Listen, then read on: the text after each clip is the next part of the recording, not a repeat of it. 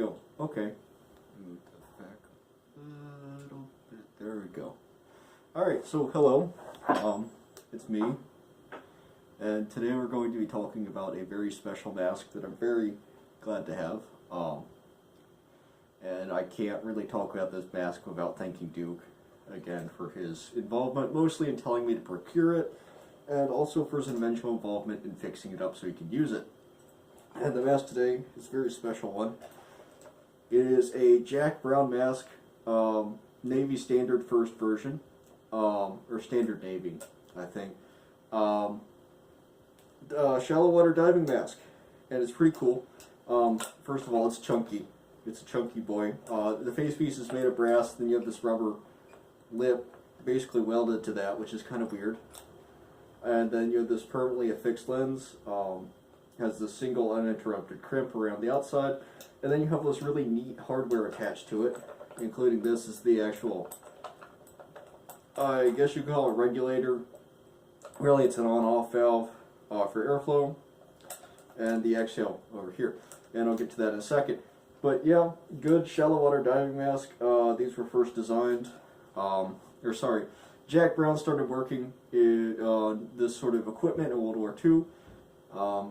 He made a couple different apparatuses working with DESCO, and about the 1960s we got to this one,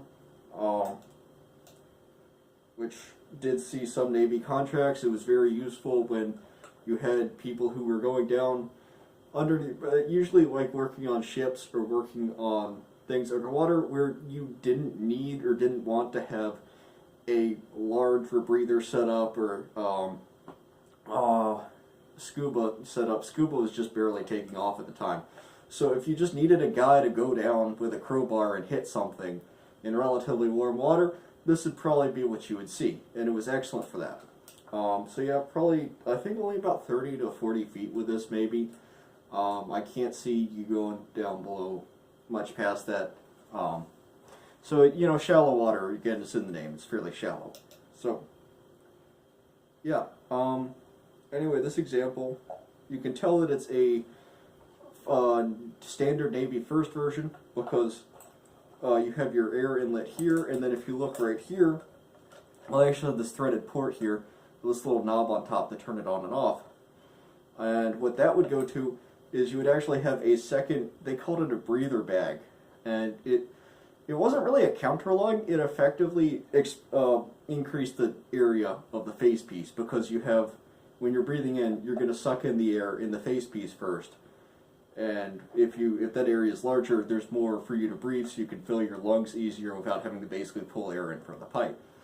And that was literally just a bag. It had a little string on it that you could tie down somewhere down there, and that went away pretty quickly, and that's unique to this model. If you bought one from DESCO today, it would not be a Standard Navy first version. It would be their regular commercial setup, which basically just kind of just segues into the mask there, and it doesn't have this whole knob or anything. It just goes straight into the mask, which is probably a good idea because the bags were apparently useless. So back to this face piece particularly, I guess some more on the construction. It's got these very interesting straps where it's fabric on one side and rubber on the other. Again, you have your XL port there.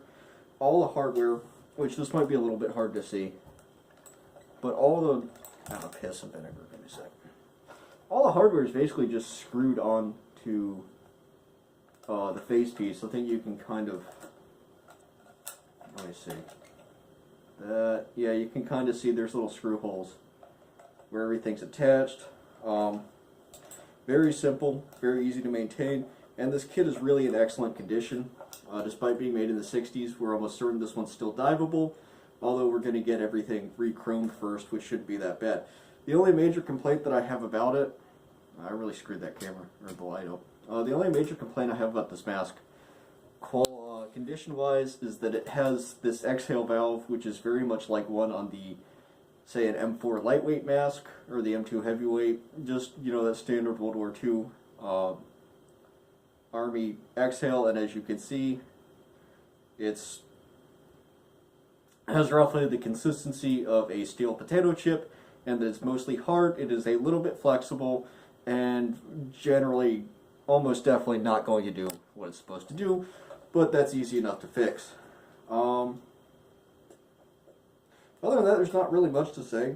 It's an incredibly good mask design. It's incredibly simple, with a screwdriver and maybe a wrench, maybe a bit of degreaser.